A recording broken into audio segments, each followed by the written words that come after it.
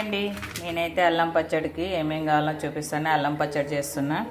ఇదిగోండి అల్లం తీసుకున్న చిన్నగా కట్ చేసి పెట్టుకున్నానండి. కడిగి చింతపండు, బెల్లము, శనగపప్పు, మినపపప్పు, జీలకర్ర, పొట్టిమిరపకాయలండి.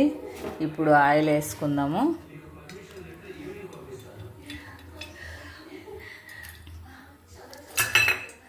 ఇప్పుడైతే శనగపప్పు, మినపపప్పు, జీలకర్ర వేసుకుంటున్నా అండి. మిరపకాయలు వేసుకుంటున్నా అండి. కారం తక్కువ ఉన్నాయి ఇవి, అందుకు నేను ఎక్కువ తీసుకున్నాను. చింతపండు వేసుకుంటున్నానండి.